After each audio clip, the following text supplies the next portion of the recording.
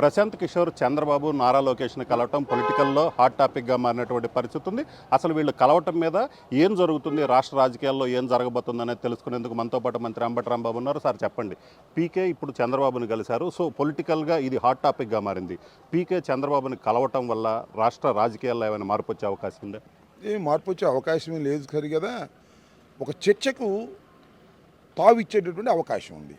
అది ఆ చర్చ ఏమిటంటే, చంద్రబాబు నాయుడు గారు ఇంతకుముందు ఈ ప్రశాంత్ కిషోర్ అనే వ్యక్తి బీహార్ నుంచి వచ్చి వైఎస్ఆర్ కాంగ్రెస్ పార్టీకి వ్యూహకర్తగా పనిచేసిన రోజుల్లో ఏం మాట్లాడారో అవి తెర మీదకి వచ్చి చర్చించుకోవాల్సినటువంటి అవసరం ఉంది. ఆ చర్చ ఇవాళ బయటకు వస్తుంది. ఇవాళ మీరు చూడండి, ఇవాళ కాకపోతే ఇంకాసేపటికైనా సరే చంద్రబాబు నాయుడు గారు ప్రశాంత్ కిషోర్ గురించి గతంలో ఏం మాట్లాడాడో అవన్నీ కూడా వైరల్ అవుతాయి. ఏం మాట్లాడాడు? ఈ ప్రశాంత్ కిషోర్ అనే అతను బీహార్ డెకాయిట్ అన్నాడు. ఈ ప్రశాంత్ కిషోరే ఇక్కడికి వచ్చి ముఠా తగాదాలు పెడుతున్నాడు, హత్యలు చేయించుతున్నాడు, మత కల్లోలాలు రేపుతున్నాడు, దేవాలయాల మీద దాడులు చేయించి మా మీద రుద్దుతున్నాడు. ఇలాంటి మాటలన్నీ మాట్లాడారు. కోడికత్తి కేసు అతని వ్యూహమేనన్నారు.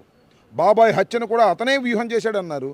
ఆ వ్యూహకర్త ఈ విధంగా చేశాడు. అలాంటి వ్యక్తి ఇక్కడ వచ్చి ఆంధ్రప్రదేశ్లో బీహార్ నుంచి వచ్చి ఈ విధంగా చేస్తున్నాడని కామెంట్ చేసినటువంటి ప్రశాంత్ కిషోరే ఇవాళ దిక్కు కావాల్సినటువంటి పరిస్థితి వచ్చింది. కాబట్టి నైతికంగా చంద్రబాబు ఎంత నీచమైన పరిస్థితికి దిగజారుతాడో, అవసరం వచ్చినప్పుడు ఏ విధంగా కాళ్ళు పట్టుకుంటాడో, అవసరం వచ్చినప్పుడు ఏ విధంగా స్పెషల్ ఫ్లైట్లో తీసుకొస్తాడో, అవసరం లేనప్పుడు ఏ విధంగా దూషిస్తాడో ప్రజలకు అర్థమయ్యే విధంగా ఈ సంఘటన ఉంటుంది.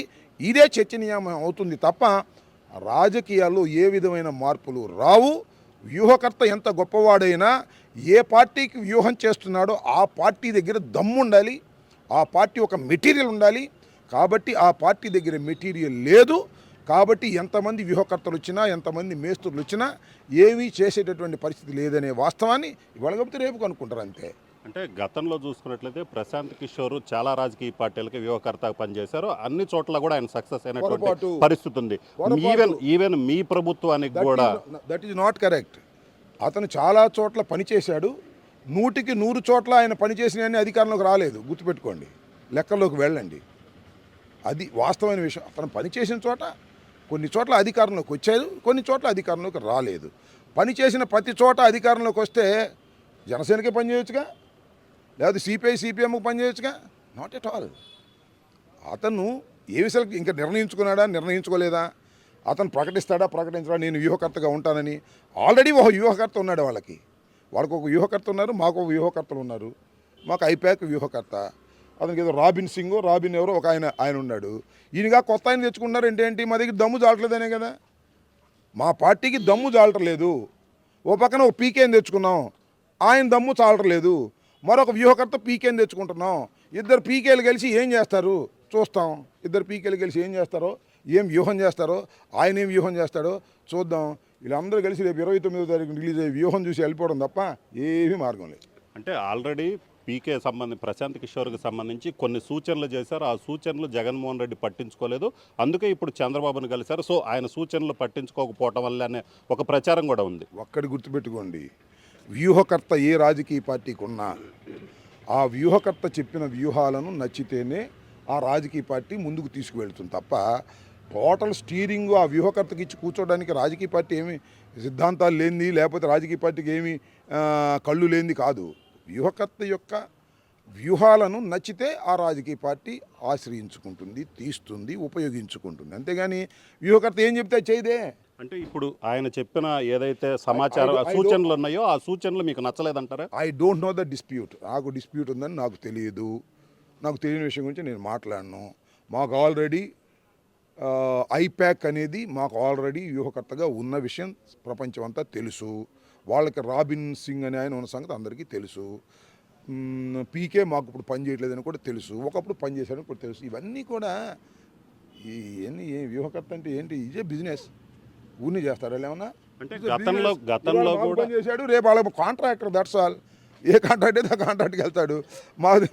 మాకు ఆ దగ్గర కాంట్రాక్ట్ పోయింది, అక్కడ కాంట్రాక్ట్కి చివరిలో వస్తున్నాడు.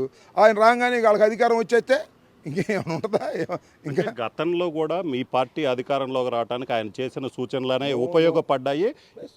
చూసినట్లయితే డైరెక్ట్గా సీఎం జగన్మోహన్ రెడ్డి మీ నాయకులకు ఆయన్ని పరిచయం చేశారు. సో ఆయనకు అంత ప్రయారిటీ ఇచ్చారు. అంత ప్రయారిటీ ఉన్న వ్యక్తి ఈరోజు పక్కకు పోవటం అనేది ఏంటది పక్కకి కొత్తగా పోయాడా?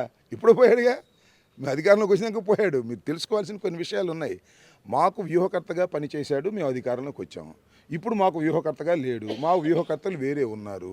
ఇవాళ మాకు పనిచేసిన వ్యూహకర్త ఇవాళ తెలుగుదేశం వాళ్ళతో మంచి బేరం దొరికింది, ఆయన మాట్లాడుకుంటున్నాడు. అందువల్ల ఈ తెలుగుదేశం అధికారంలోకి వచ్చేస్తుంది, వైసీపీ అధికారం నుంచి పోద్ది, ఆయన ఎక్కడ అడుగు పెడితే అక్కడ బ్రహ్మాండంగా ఉంటుంది అనుకుంటే జనసేన వాళ్ళు పెట్టుకునే వాళ్ళుగా తెలుగుదేశంతో కలవటం ఎందుకు?